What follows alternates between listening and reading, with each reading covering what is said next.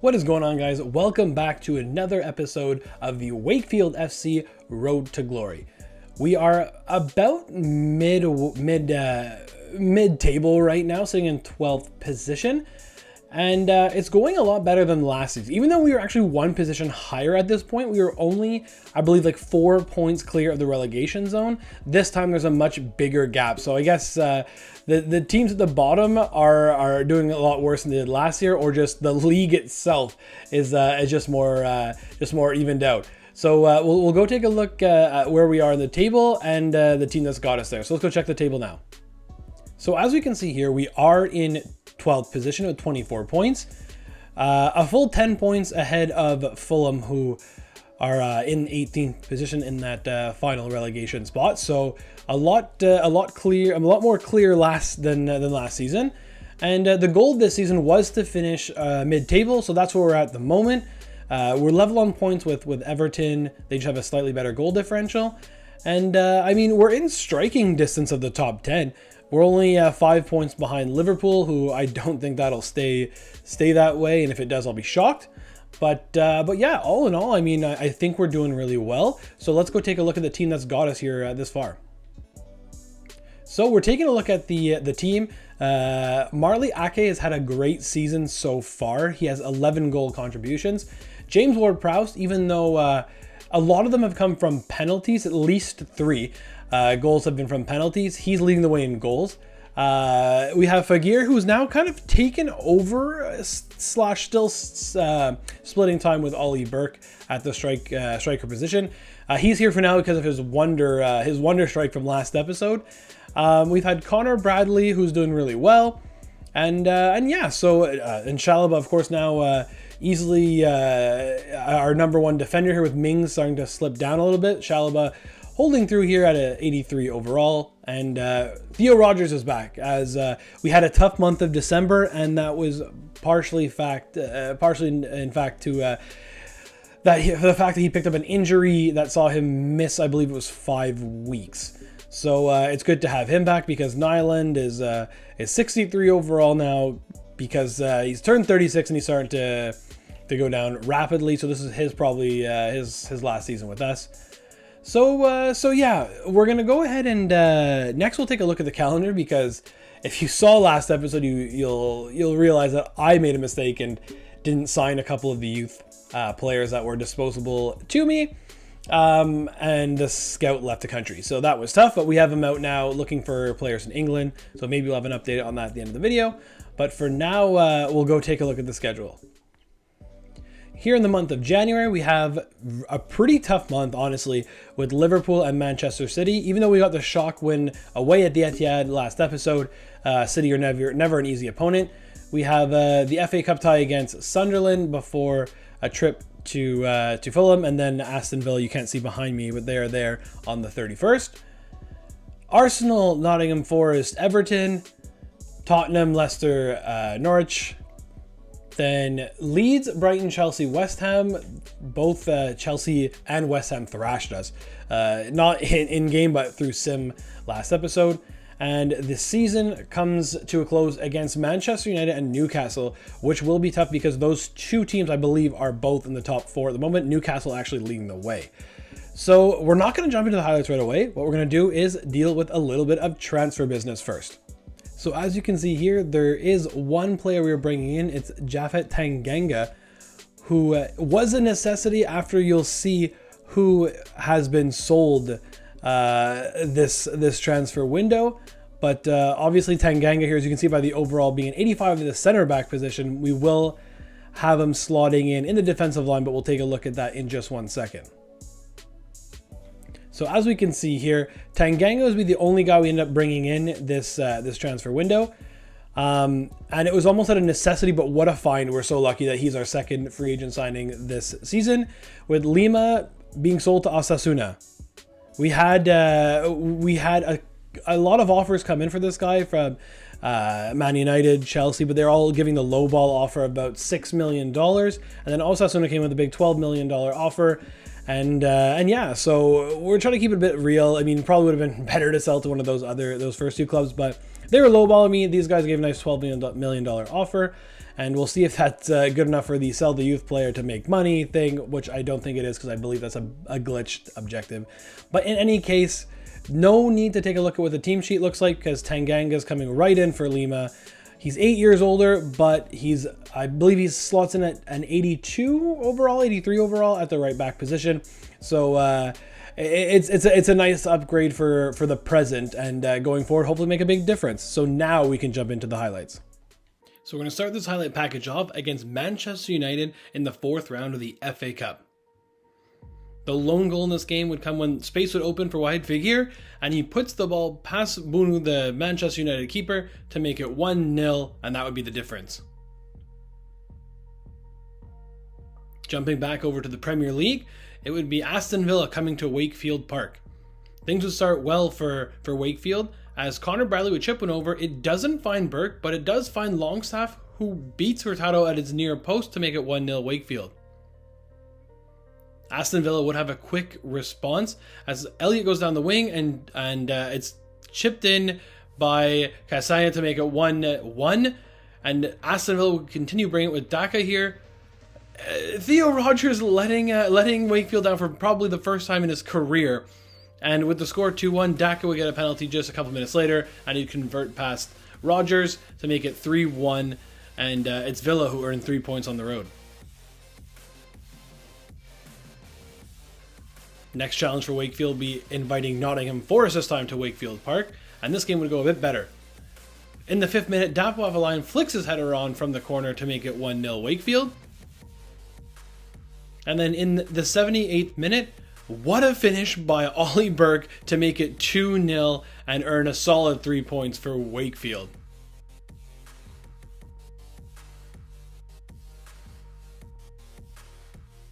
Switching back over to the FA Cup, it's Ward-Prowse's former team Southampton who welcomes Wakefield, and it would be Southampton who get on the board first. The ball's played into Ramsey, who scores from close range. Not much Rogers can do about that. 1-0 Southampton.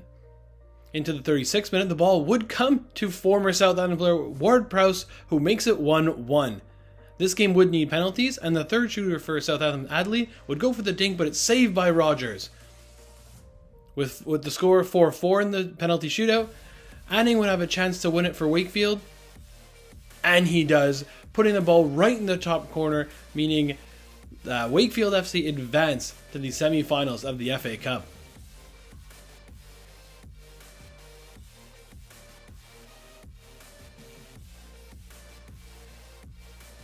Going back to the Premier League, it's this time it's Brighton's turn to visit Wakefield Park.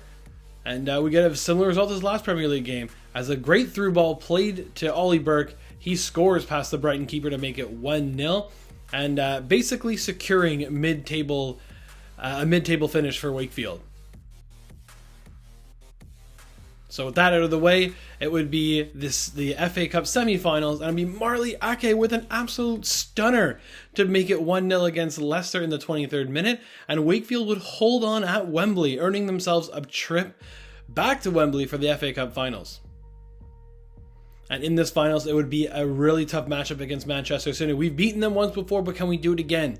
It was a pretty easy road, with all due respect to those teams, with Preston and Sheffield being Southampton being the one and Leicester getting through. But back to the game, Erling Haaland was unselfish here and finds Kakai to make it 1-0 City. Haaland can put it away, but Rogers makes a huge save on a penalty. But into the 86th minute, Haaland wouldn't be denied as he hits an absolute laser beam to the back of the net to make it 2-0 City. Which that was important because just 2 minutes later, Connor Bradley would play behind the Manchester City D, and he scores past Ederson to make it 2-1. Unfortunately, that's all Wakefield could muster as they fall to Manchester City in the FA Cup final.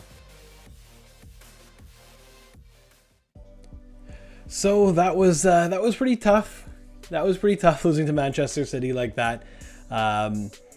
It's really tough to get that second goal to Haaland because Bradley scored right after, but all in all, a very fun FA Cup run that basically got the focus of the rest of the season. But if I'm not mistaken, I believe we get a chance at Europa because we finish in the finals and Manchester City finish first. So that'll be interesting to see for next season. Hopefully that gives us a boost in in our budgets, because we, as a Premier League team, we have not been getting a lot of money whatsoever to improve the team. But as we can see here, we finished in 11th position. I'm pretty sure it's almost a smack dab for a mid-table finish, so I think the board should be happy with that. Having said that, let's go check out the board objectives now. So they're happy with us now, moderate, at least 83 overall. Youth development, we'll see, it's a long-term goal. Brand exposure, we got the 7 clean sheets, which is fantastic. We signed the first team crucial forward player, who we'll take a look at that in a second, because that's a pre-contract agreement arrival. Domestic success, we nailed both, so fantastic. Financial, the reduced player wages, I know we didn't complete because we signed more players than we let go. But the selling the youth player, I don't know why that's at 0%, because we sold the right back. I'm forgetting his name now already. That's how old news he is. But we made 12 million pounds off him alone. So I don't know what that is. But overall, a lot of completed goals, which is always a good thing. So taking a look at the transfer hub, it's Adama Traore that will be bringing in. I know we have a lot of wingers already, but seeing how the board is not giving us a lot of money to begin with to start each season, I figured that we'll go get Traore and look to maybe sell a few of our informed wingers and see what we can get to add to our own transfer budget, because the board is not giving us any money. So we're bringing in Traore, Speed Demon. Hopefully he can help us out next season. And yeah, I think it's a good pickup, especially for free. Taking a look at the stats, we'll see Theo Rogers, very impressive, 14 clean sheets in 38 appearances. So I'm very, very happy with that.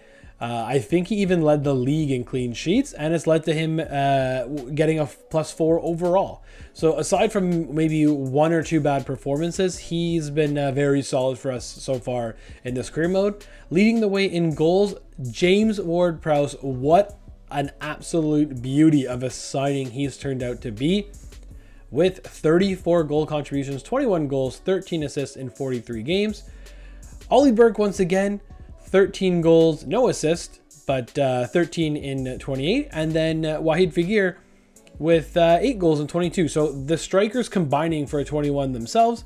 So very happy with that. And Marley Ake, with his first very good season with the club. So I'm very happy with his performance and assists.